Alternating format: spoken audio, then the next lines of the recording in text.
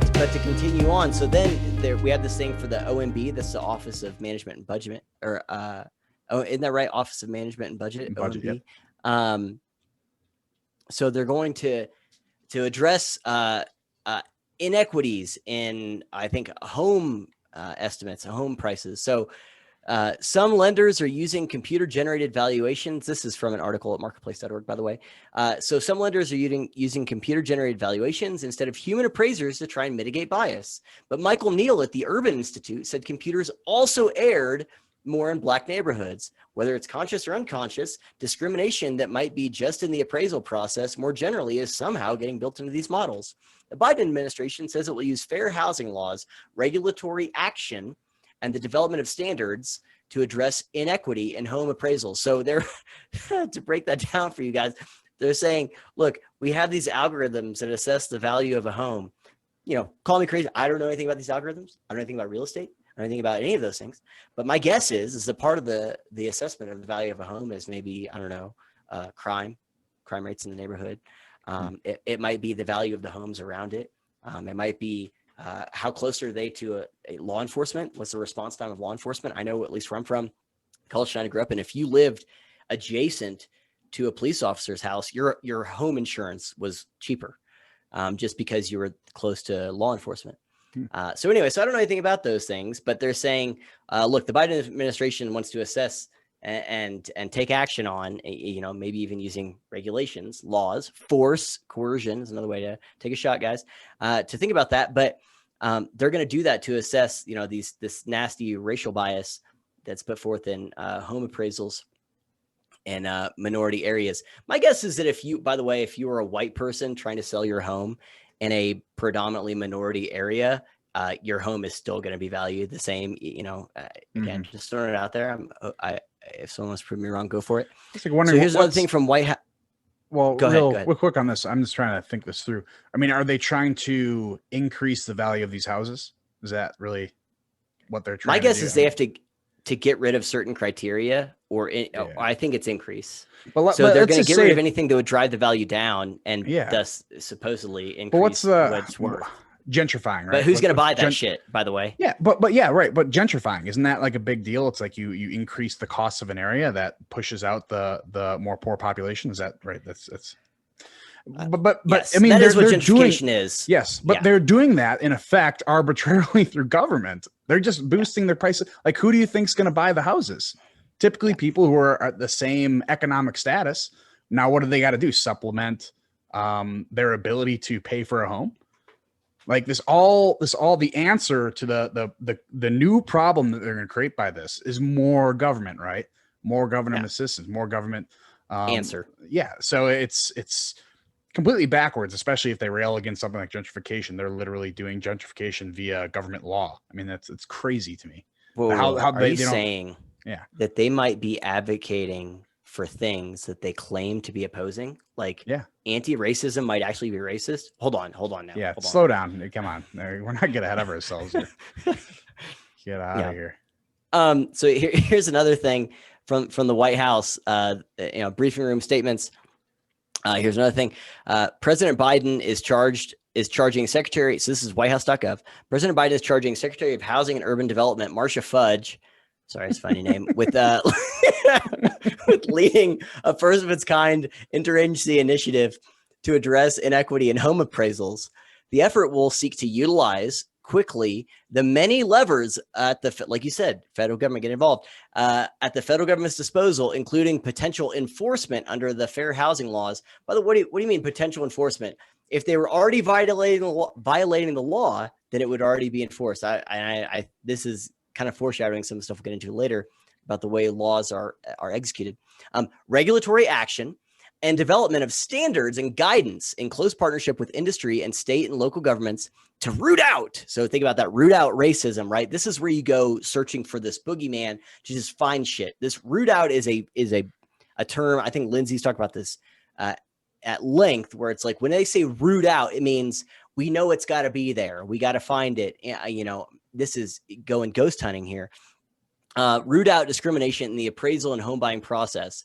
These are the kinds of policies and practices that keep Black families, capital B, in Greenwood and across the nation from building generational wealth through home ownership. I believe this is from the speech that Joe Biden, again, our benevolent and very cognitively capable leader, gave at Tulsa on June 10th. I'm just picturing whatever it is. I'm just picturing President Biden trying to say Marcia Fudge in a live press conference with that, like, Marcia Fudge. What is this? What? Huh? What? Yeah. You ain't black. Wait, no, I don't know.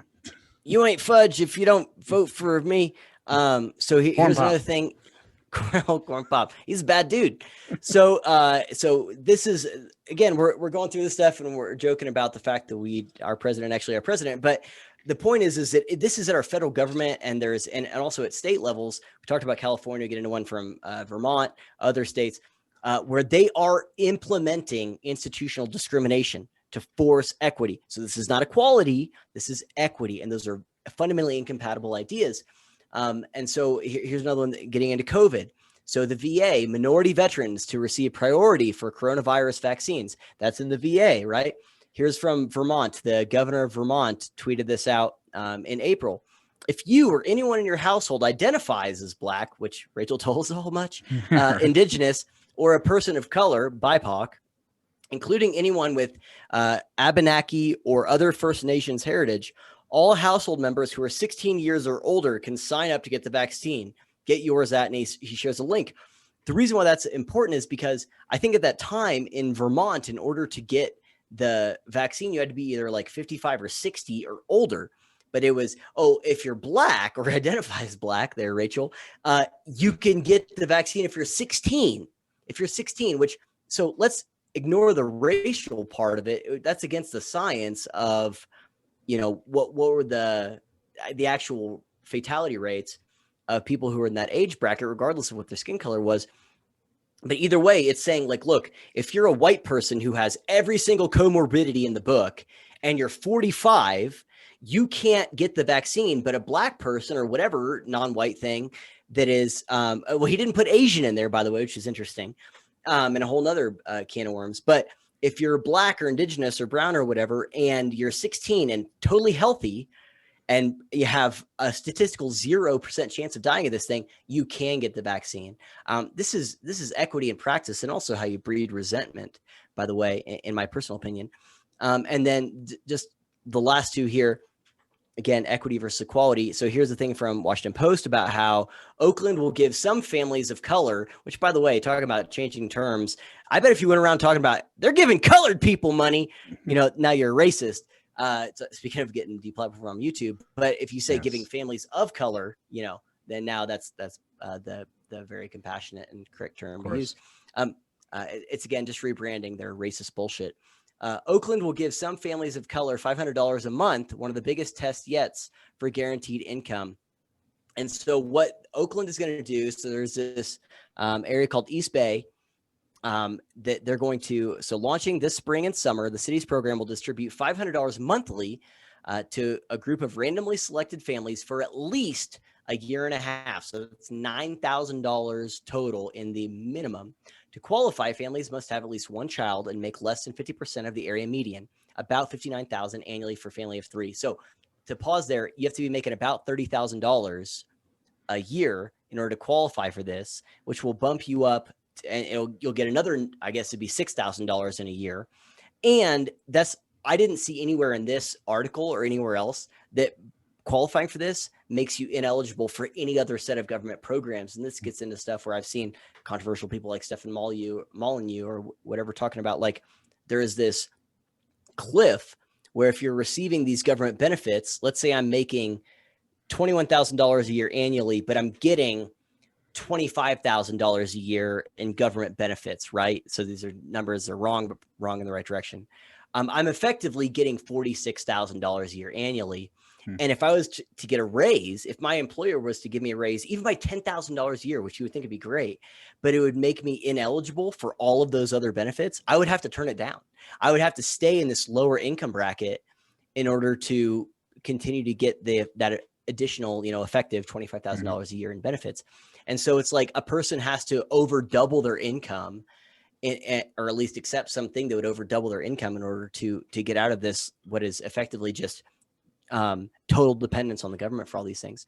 But either way, so they're going to give this to 600 people. So there are huge gaps between people of color and our white residents. Oakland Mayor Libby Schaaf. I love how they put the D in parentheses. Like, we had no idea that was a Democrat. I'm glad you let me know. I was worried it might be like a libertarian or a Republican.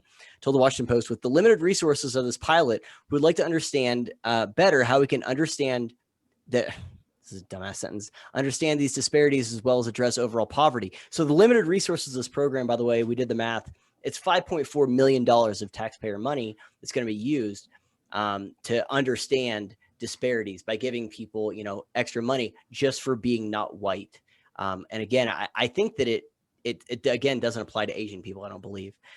So either way, this is that equity in practice here that we're talking about, and this is already happening. So that was a big, long aside from this book that was published in 1944. But the point is for you to understand, okay, look, despite this being written, almost 80 years ago, what he's talking about, forced discrimination, treating people differently on purpose, deliberately, and how that is incompatible with equality and the rule of law and a functional society. Like, those are the things he's saying, that this is where planning leads and what is required of it. We're in it right now. This is planning. All of that crazy shit I just read that it's easy to make jokes about, that is what's going on right now. And it has the same end point. It has the same destination, which is societal unrest, requirements of more force, more coercion, more force by the government in order to enact these crazy policies. And then we all end up in serfdom and servitude. So anyone wondering the contemporary relevance of this, there you go. And I'll try to remember to put all those links in the video description. I suck ass at it. I always say it whenever I say quote these things, but I forget to do it. But if people were wondering, just type in government dot what is it? Government dot what's the government dot whatever .gov. .gov. Yeah. What is it? Is it .gov? GA.Georgia. Anyway, just type in like .gov equity program. Like, you can Google that and you'll find all of these things. Like, of the things that I looked up, what I just cited, which was a very long aside, was a small fraction of what I found. So this is everywhere right now, guys. And so this is really, really serious shit. It's here. And it again leads to serfdom. Sorry. Okay. I'm done there.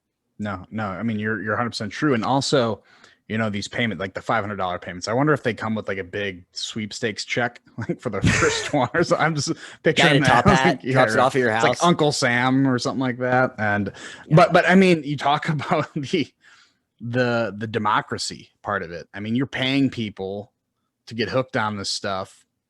If they don't vote in the right people, they could get pulled off the stuff. And, you're effectively buying votes with their own money and have 100%. Them contribute to the democratic process to put in your planning more permanently, to institutionalize that planning. So this is like this disgusting web of corruption that builds the stuff in the system and allows for these people to never leave office effectively.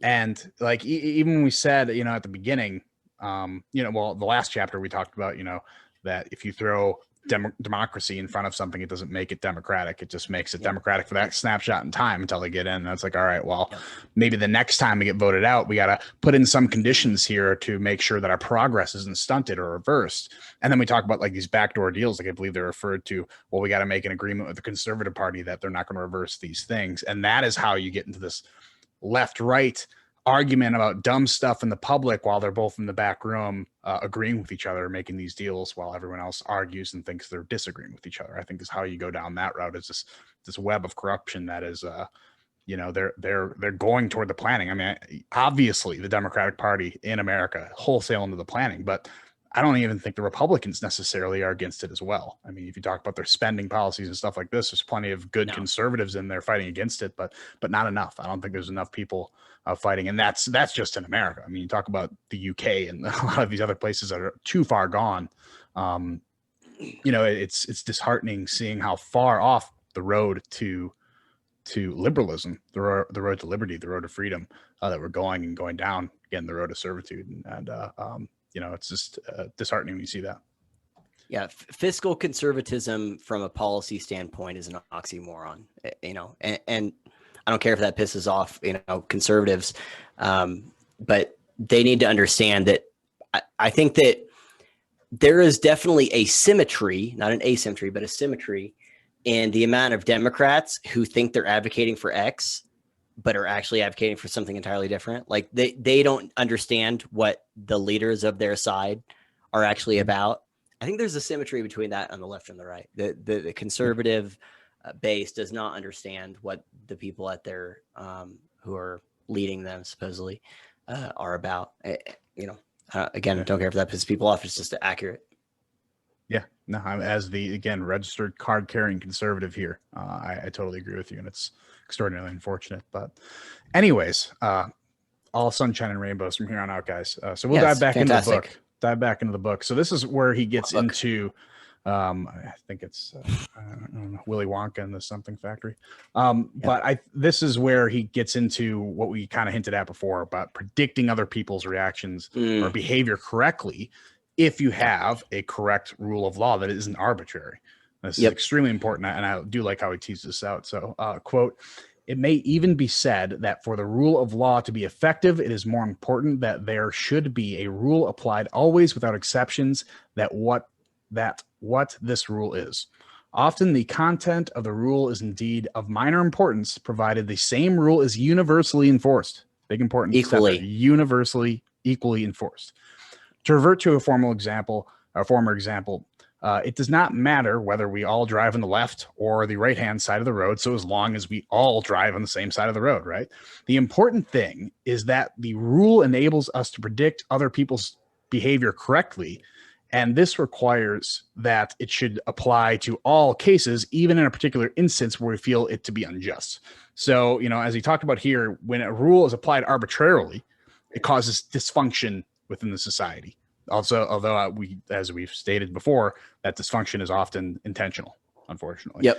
But when you, this dysfunction is like, we all drive in America the right side of the road, unless it's like after midnight, then you can kind of do either side. But really, that's a good example. Like, okay, what if someone said you can drive on the other side of the road momentarily? Like, what kind of dysfunction? Outside of an officer with the lights on, what kind of dysfunction would that create? That would create havoc in a society. So we need to make sure that we understand these rules before you understand the rules of the road before you get on the road. We got to take a test to make sure that we understand these rules. And when you violate those rules, that's when you get a ticket. That's when you understand, what's going to happen next. So, it's extremely important. That I don't know if you want to take the particular instances with these rules, even when they feel unjust, they must be implemented. If we want to make sure that these remain not arbitrary. Yeah, a few things there. There's an example. I'm trying to remember what book this was. This might have been a Malcolm Gladwell book, but when he talks about, I can't remember the book, but one of them they refer to whenever there was some country that actually changed the side of the road that you were supposed to drive on, from either the left to the right or the right to the left, and whenever that happened, you would have thought that traffic accidents went up. But what happened is they went down because people were being like ultra super careful and driving slower than normal because they didn't know what was going to happen. Right. And so the point is that if you are not sure what other people are going to do, you're going to be more careful, and it's going to slow down society. It's going to slow down everything that's taking place. And Hayek's point here is that the important thing is that the rule enables us to predict other people's behavior correctly. And this requires that it should apply to all cases, even if in a particular instance we feel it to be unjust. I think this is actually an important distinction, or not important distinction, important point to make here, which is there will be times that under the rule of law, something happens that you think is unjust. Have we had anything like that happen in the last week? Bill Cosby, right? So there are going to be exceptions where you go, okay, that's messed up. That's messed up, right? In that case, a guy that we all agree, I think, unless you're crazy, a rapist is walking free. But if you had to err on the side, is this a John Stuart Mill? I'm trying to remember who said, like, would you rather have 10 or have one guilty person walk free for every 9 innocent people, or every 9 guilty that go to jail? Or would you rather have innocent people go to jail for every guilty person that walks free? And the idea is you would much rather have a guilty person go free than innocent people go to jail, because you have to have this presumption of innocence. You have to have this system. And by the way, if you're guilty, you're probably going to do more shit that's going to put you back behind bars. That's what recidivism is. If we look at being guilty and come back. Anyway, the point is that you have to err on that side. You have to err on the side of freedom. You have to err on the side of the benefit of the doubt. I think Jordan Peterson makes an excellent observation when he says, how the hell did society even land on presumption of innocence? Like, that is a crazy thing for us to agree on, which it was actually, I think it was in the Code of Hammurabi, which goes back, that's like ancient Mesopotamians maybe, where it was if someone was shown to be making a false accusation, it's like, no, you're actually going to die instead of the person you're accusing. So this is a concept that isn't as recent as we think it is. But the point is that it's rare. And you have to have that in a society that in order to function. And again, it includes time. So just like equal opportunity will create inequality of income or inequality of outcomes, which inequality of income, it falls in that category. Rule of law is going to create instances where we're like, this is unjust. Bill Cosby, this is unjust, right? But you have to understand that those exceptions are going to exist, and they're worth the alternative, which is, again, this despotism and authoritarianism. And so it says a rule applied arbitrarily will cause dysfunction within a society. It's like when people randomly decide to drive, given the authority to drive on the opposite side of the road. I mean, that's exactly what Hayek says here. So do you want to go to the part where it's about punishment, the different things on punishment being applied differently? Is that what you're referring to? Yeah. I mean, is there anything you'd add to that, to what I just said? No, although I do appreciate that the rule applied arbitrarily will cause dysfunction is actually my quote. But I'd hope. Oh, that's yours. Okay. I was like, I don't remember writing that. I stuck it in there. Sorry. Very Hayekian, though. We're very organized over here. We are. Day drinking. Anyways. Yeah, no. So I like the part, and I don't know if you want me to read this footnote already. And I think this is where you might be getting into the examples of Britain and stuff like that. But I think it's important here in a subnote, and I don't remember who it's from exactly, but it's laid out concisely here that, quote, no punishment without a law expressly prescribing it. So you don't get punished for a law, or you don't get punished unless you violate a law that's been expressly proposed beforehand. This is knowing the rules of the game, right?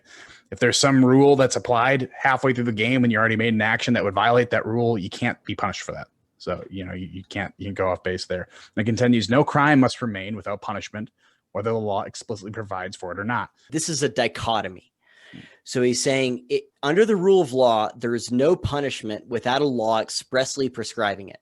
Under the rule of law, someone's not going to get punished unless there is something that we've all agreed upon, that we all understand is there ahead of time, being the important part, not some just ad hoc thing, arbitrary thing, especially prescribing it. But he's saying that what this system is, what planning is no crime must remain without punishment, whether the law explicitly provides for it or not. So that's a very different thing, is he's saying, like, look, this might not be in the law, but if someone commits a crime as we determine it on the fly, then it has to be punished no matter what. And so that made me think of these things in Great Britain, these hate or non-crime hate incidents. So if you look this up, this is honestly, like, I use the word terrifying a lot, and I really try not to overuse it, but this is actually, this is really, really terrifying. These non-crime hate incidences. So to date, there's been over 120,000 of these things filed. So you're like, okay, 120,000. I think in Andrew Doyle's interview with Jordan Peterson, he said it was like 1 every 7 minutes or something had been filed since they first created this. But what a non-crime hate incident is defined by their thing here on citizensadvice.org.uk. Here's another one of those links that I'll probably forget to put in there, but I will really try to remember to. What are hate incidents? The police and Crown Prosecution Service have agreed on a common definition of hate incidents. They say something is a hate incident if the victim or anyone else think it was motivated by hostility or prejudice based on one of the following things: disability, race, religion, transgender identity, sexual orientation. This means that if you, bold, you believe something is a hate incident, it should be recorded as such by the person you're reporting it to. All police forces record hate incidences based on these 5 personal characteristics. So in the United Kingdom, they have this database of non-crime hate incidences. Okay. Non-crime, very important here. All right. That if someone says, so it's if you or someone else around you thinks that a thing happened. So Kevin and I were driving on the road and Kevin says, hey, what do you look out, asshole? And someone behind Kevin hears that and says, oh, I think he said that because that guy's Jewish. I'm not Jewish, but I think so. It says it right there in the definition. If you think so, if you think, right? So this is literally the definition of arbitrary bullshit that someone pulls out of their ass and just claims it to the police. Except for in this case, it's become institutionalized that they will record it and it will go in a database. What does that mean? So what that means is that this is if someone does a background check on you for employment, for example, non-crime hate incidences are recorded in that and show up in a background check. So a potential employer will go, oh, well, this person was accused of bigotry, whatever, because someone thought so. And they might not get that job, or people will lose their job. And you have the police, they go on later in the article. It's like police they take this very seriously. They will show up at your house based on a tweet, based on a Facebook post, based on some random thing that someone else said. Again, in that situation, Kevin could say something to someone, or I could say something to someone, and that person does not perceive it as being injurious to them.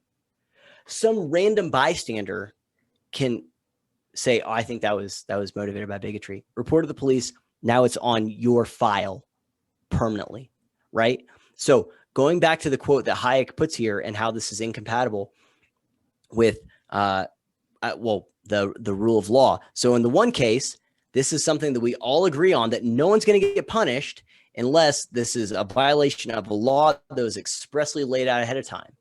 And the opposite is no crime, as it's defined through whatever, vague parameters, must remain without punishment, whether or not the law explicitly provides for it. That should terrify you, that there is a list where there are consequences for you for something called a non-crime hate incidents. Non-crime, not a crime, not against the law, but it has consequences the same as if you had violated the law. Think about it like this. And the last thing I'll say on this is that, if a person was a sex offender, right, their name goes in a database, which is good. I would rather they be killed. But anyway, their name goes in a database and there's consequences for that. That's a crime. That's evil, that has consequences. They show up on a list and then people will treat them, whatever way according to the fact their name showed up on the list, with employment or housing, or you can't live so close to a playground or an elementary school or whatever. The same kind of thing is happening in the UK, or at least a similar thing, for not crimes. Not crimes. You pissed a person off. That's insane. That is insane. So when I say terrifying, I'm not kidding. I'm not exaggerating, being hyperbolic. But this is where all of this leads. The spirit of planning and where it goes and how it's incompatible with the rule of law, equal application of laws that are laid out ahead of time, where, like you said, these are the rules of the game that we all adhere to and understand and help us to predict each other's behavior. How can you possibly predict another person's behavior and what's going to happen to you based on this? This is like policing your own thought and policing your own words to the nth degree here. It's like, well, I'm not going to say anything because I could end up on a fucking list because some person, who it might be for nothing related to what I said. They just might not like me. Right. So this is a definition of arbitrary. It reminds me of, I posted about this in my locals, Jordan Peterson's interview with Yeonmi Park, the North Korean, refugee, defector. Victim, pick your term. Good God, this is one of the most powerful interviews I've ever seen, where she talks about like the oppressive nature of being there. And also she equates it to the university here, ironically enough, but where she's like, you're afraid to say anything because you don't want to be punished for it. Again, even if it's in North Korea, it's against the law. Here in America, she talked about, she was at Columbia University, about how there were social consequences for saying something that might go against the prevailing views, and how it was crazy to her to be doing the same thing in America that she was doing in North Korea. But that's where this goes. This isn't hyperbole. That's a North Korean defector, saying the exact same thing, where it's like, I'm policing my speech because I don't know how people are going to handle it. This is where planning and socialism, this collectivist ideology, leads. Yeah. When you're going through those British examples, I'm just thinking like how much of a killing Jonathan Haidt and Greg Lukianoff would get if they made a book, The Coddling of the European Mind. Because what you described right there is The Coddling of the American Mind, a book they wrote. This is this legalized microaggressions, because that's what that is. I mean, that's the perfect term for it, I think, is because a microaggression, although it can be real, some might take offense to what you say, does not mean it was meant to be offensive. It disregards intention, right? So even the examples you use for me, calling some random person an a-hole, if it's a person of the wrong color, well, there's a lot of a motive that can be attributed to me, and you can't have that. That one, that does not correspond with the rule of law, and two, going back to the previous chapter, you can't have that in a democracy. You can't. Yep. That eliminates a large part of this free exchange of ideas, this free enterprise system that we have here, that we know it creates all this prosperity. You're living in like a prison state. I mean, it's like you have to constantly be in a state of paranoia. I think of like the Soviet Union, where it's like you don't know what to say. Like there's a movie that I love that I know you didn't love as much, but The Death of Stalin, it reminds me of that, because they're like, even with the Stalin dies, spoilers, Stalin dies, and they're still afraid. They're still afraid to talk around him, like his dead body, as if they're going to get shot in the back of the head if they say anything wrong about him. That's the paranoid state that they are going to create there, and I'm sure they've already created it. In the UK and parts of Europe, and it sounds like that's being created at none other than Columbia University. But I mean, that is the state of the university campus as laid out in The Coddling of the American Mind. That's the state of a lot of like high schools now, a lot of schools. And that's going to start branching out as those kids who are getting used to that sort of state of paranoia grow up to be adults. They're going to effectively terraform the culture to act just like the university. And that's not, I mean, that is how any form of democracy is going to die.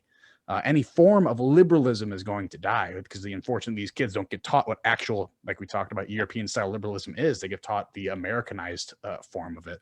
That is how you go down the road to serfdom, is you're going to create this state that's going to mimic effectively these dead states in Europe who have completely gone off the road. And I don't know, if there's an avenue back. And that's the problem, is you get far enough down the road, there's really nowhere to turn around.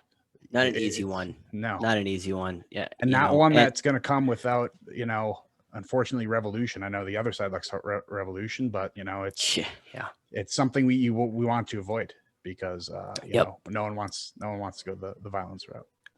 Well, yeah, and we already have examples of this in both the university and in our popular culture. I mean, that was the Hidden Tribes study, and we have this just specifically. Well, the Hidden Tribes was our population, and we have Pew Research polls on university campuses, where in both cases, whether it's at the workplace, so if you're talking about general population, workplace, church, social group, whatever, who is most likely, who feels over 50% feels like they can speak their mind.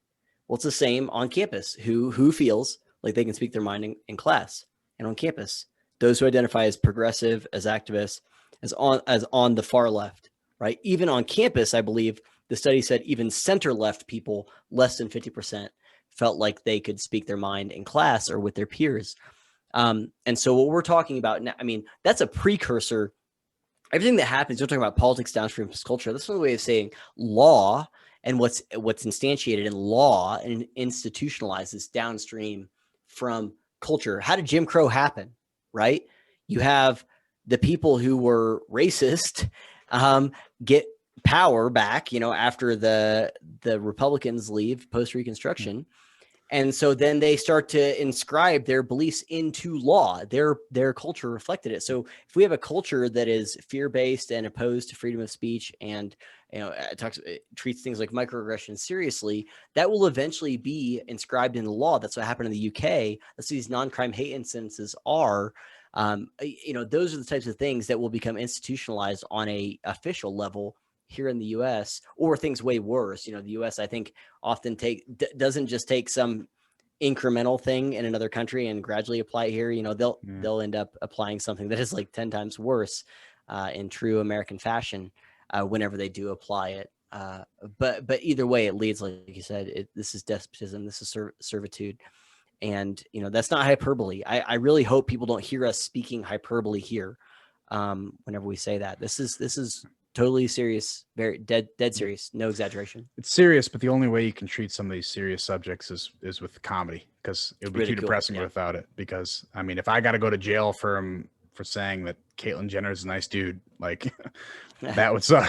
That guy's awesome. Great. I mean, he was a great Olympian. Be elected. There's where's that gray area? Government. If you said he was a great Olympian, well, he was a he at that time. And then I mean, you talk about arbitrary, we're talking silly right now, but it's not silly to them. We go on Columbia University campus right now and say this.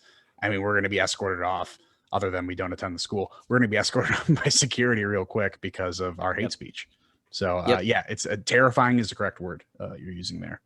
Because, it's happening in the place that kind of help invent this liberalism, this liberal tradition, and it's fallen there effectively, almost completely, especially when you have rules like that being implemented. And it's something that we want to avoid here at all costs, and something we got to fight for. And part of it's reading material like this to understand how it's happened in the past. There's people in the UK who looked at Germany and it's like, wow, those darn Germans again. Like, what's wrong with those Germans? There's nothing wrong with Germans, man. Yeah, look at the ideas. Look at the trend. Look at the trajectory, and I think we're seeing.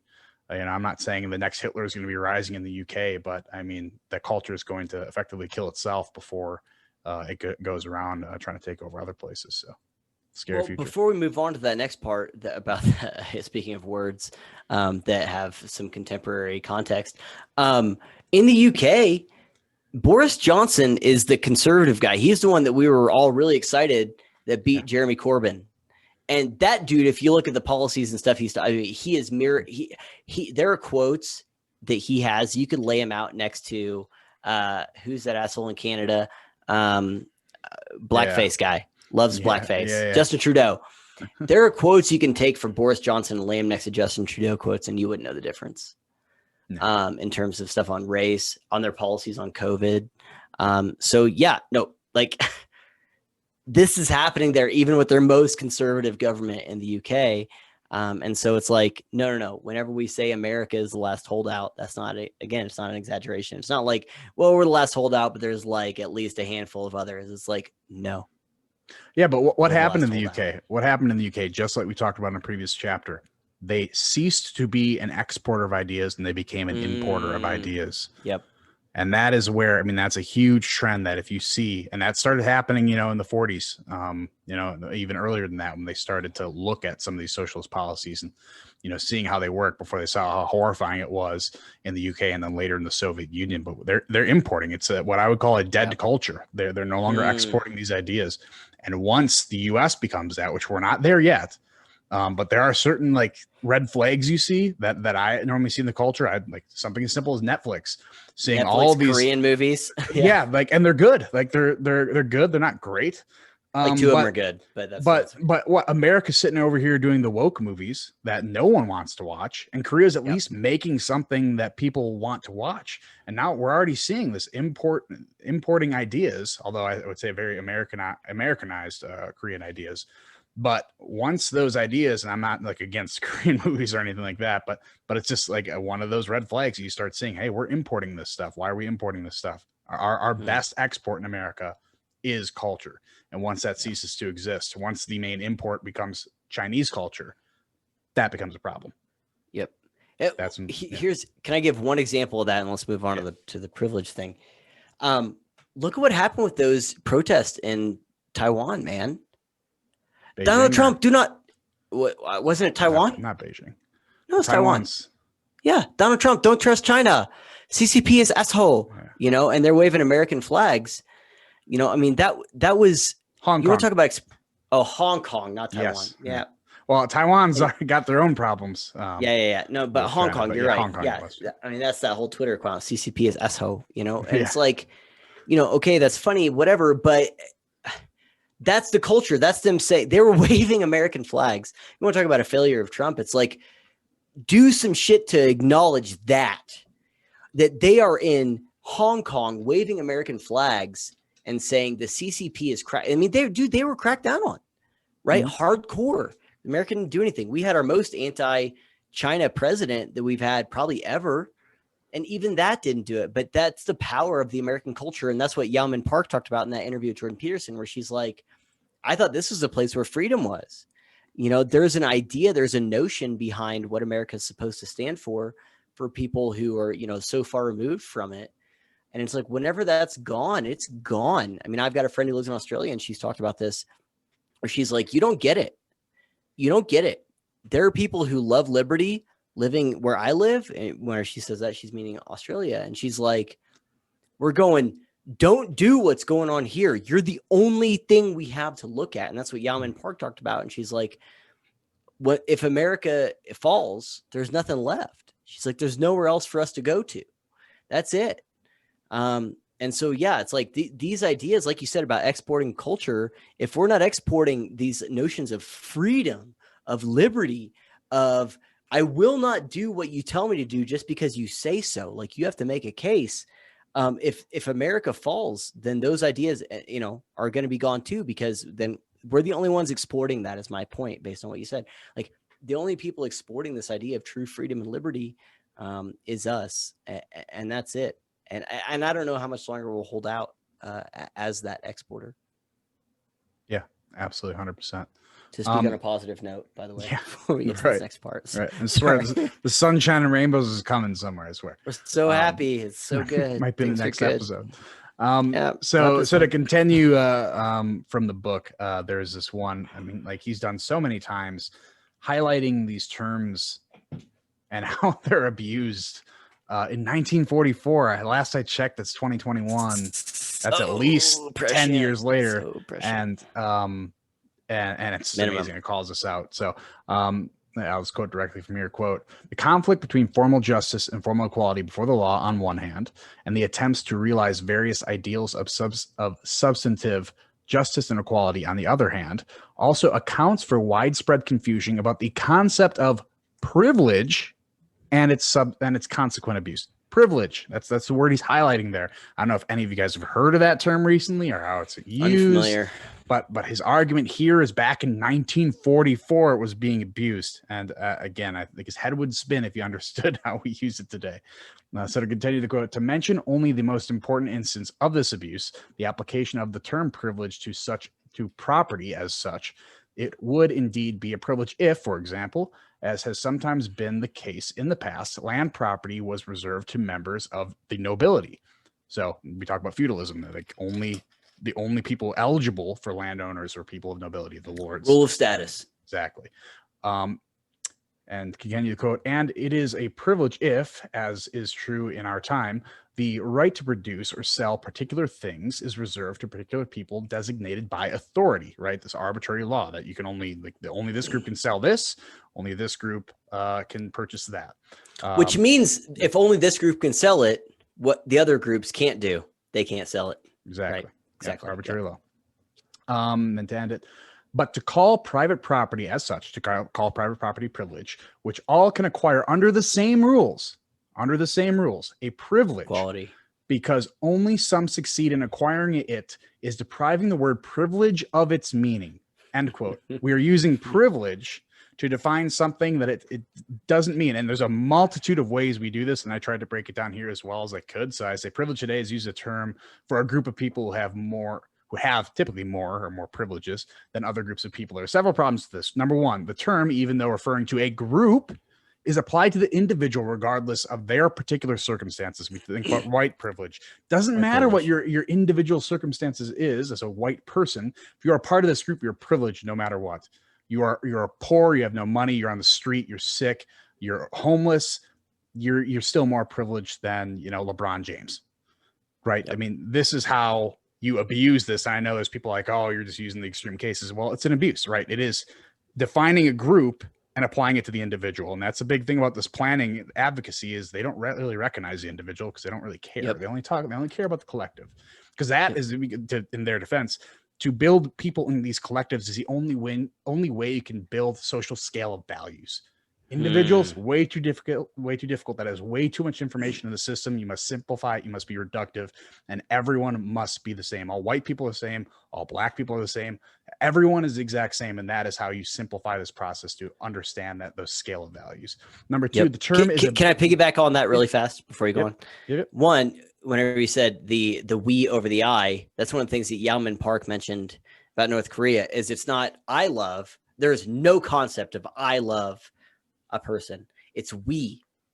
If it's not I like food, it's we like food. So it's all collective or individual. But the other part of that, whenever it's like what you're saying there with the individuals being relegated to the back seat. Let me find this here. About how privilege is being misapplied.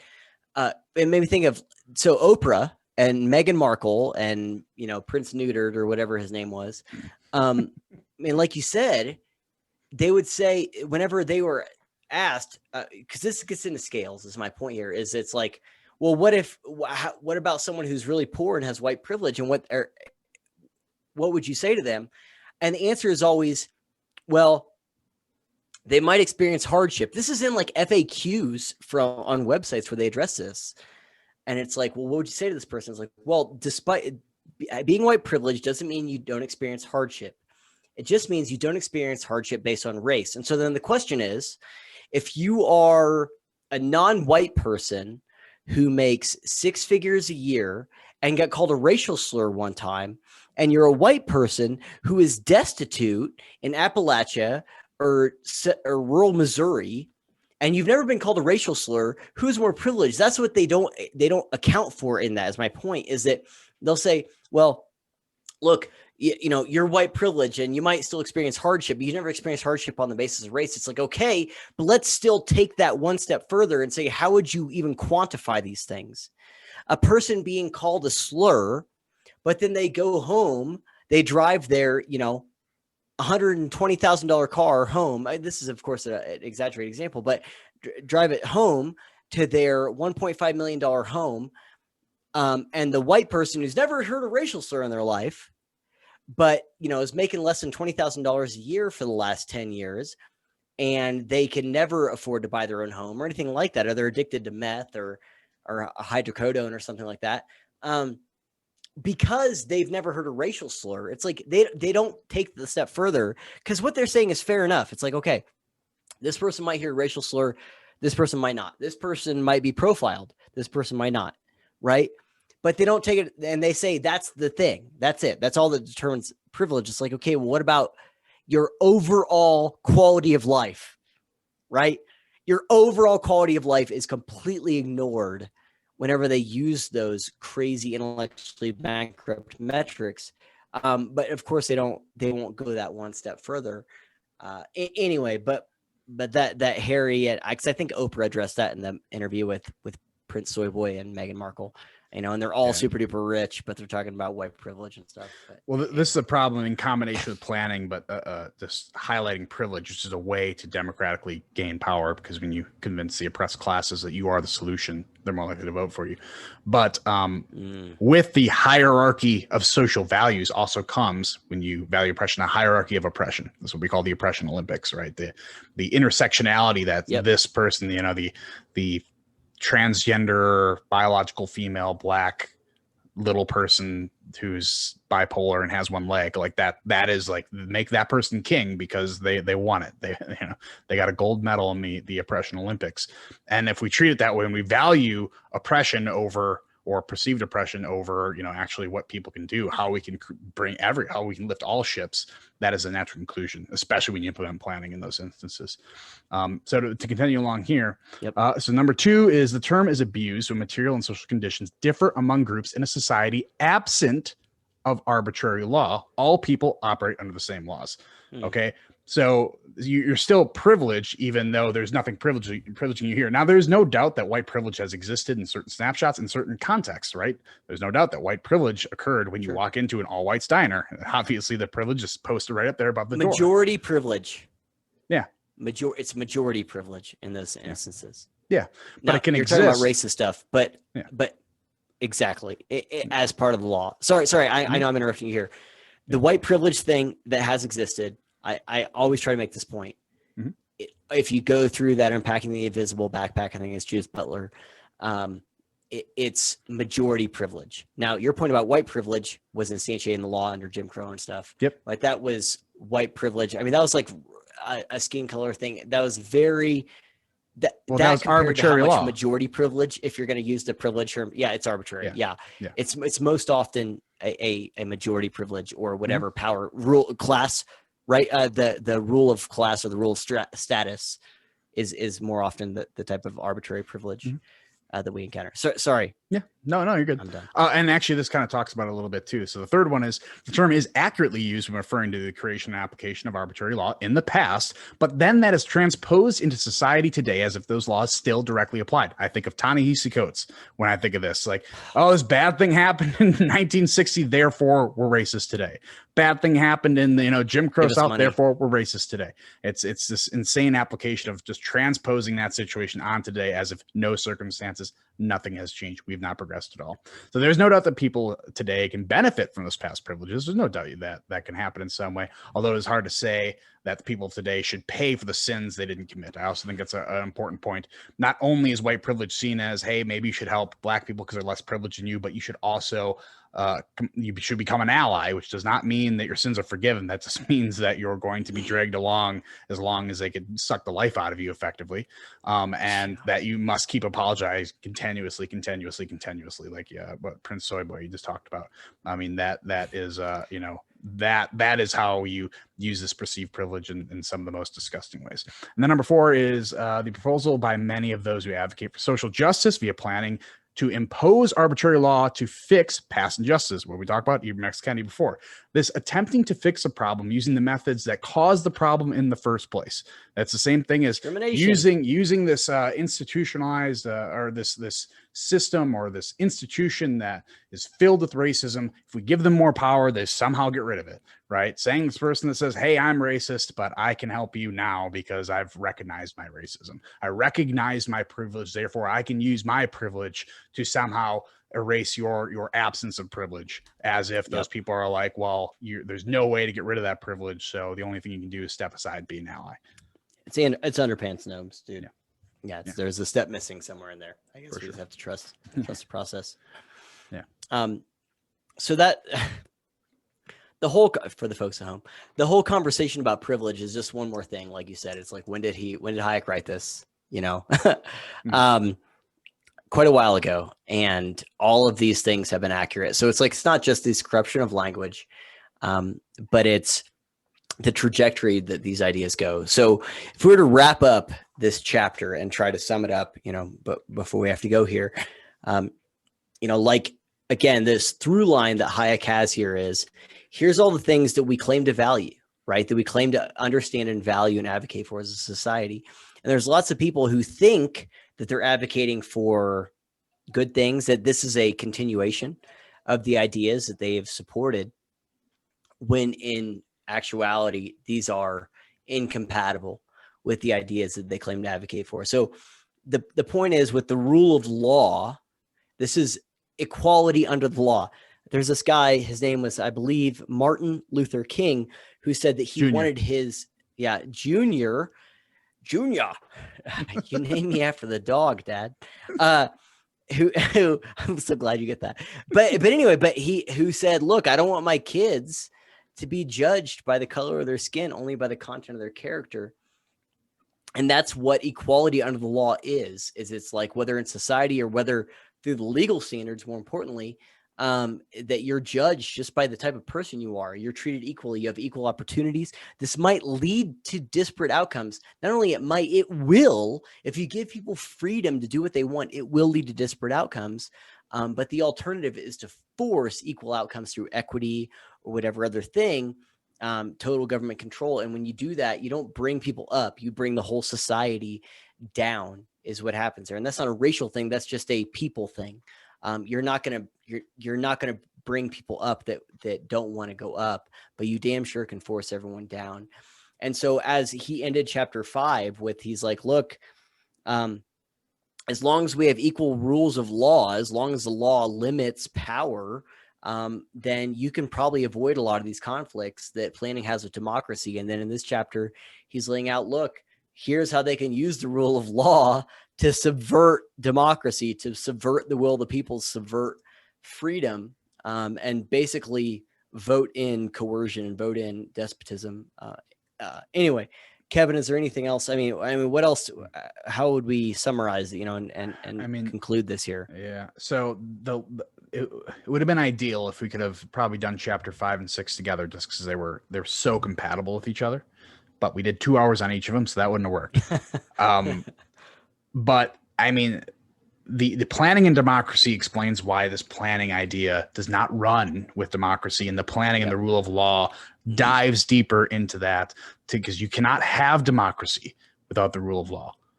You will go down the road of servitude when you start building these arbitrary laws that are only able to affect certain people at certain times, and also giving the power to the federal government or any centralized power to change the rules of the game while you're playing the game. We can't live in a society like that. It's not possible to live in that democracy with this kind of planning, and all planning leads to this kind of planning. So I love these last 2 chapters together, just because it really gives you that full view of understanding, because the first few built what democracy and planning is, did a little bit with economics, and these really dive into why are these not compatible with each other. So I mean, if anyone's watching this, listen to all the episodes. I think this is episode 5, but like listen especially to the last one right before this one, because they just come together so nicely. Yep. I don't have anything to add there. I think it's a good place to end it. If you guys are still here and you're still listening, please check out the other episodes. Please check out Kevin, all of his content, Engineering Politics. I didn't introduce you at the beginning of the episode like I should have, or myself. I mean, whatever. But if you're watching this, you probably know. So either way, but check him out, Engineering Politics on Locals and engineeringpolitics.locals.com. On Twitter, ENG_politics, ThinkSpot, Engineering Politics on YouTube, of course, all of these things. I don't think I left any out, did I, Kev, on any of those things? I write a bit on Medium, but we'll see. We'll try to use some different sources for that. But but treating me well. Find Truman at returntoreason.locals.com. Big growing locals community. I know you have some conversations, so there's some big creators. So really exciting to see that coming up. You're also on Twitter at My Mundane Mind. You go on YouTube to search Return to Reason. ThinkSpot, search Return to Reason. Medium, search Return to Reason. Did I miss anything there?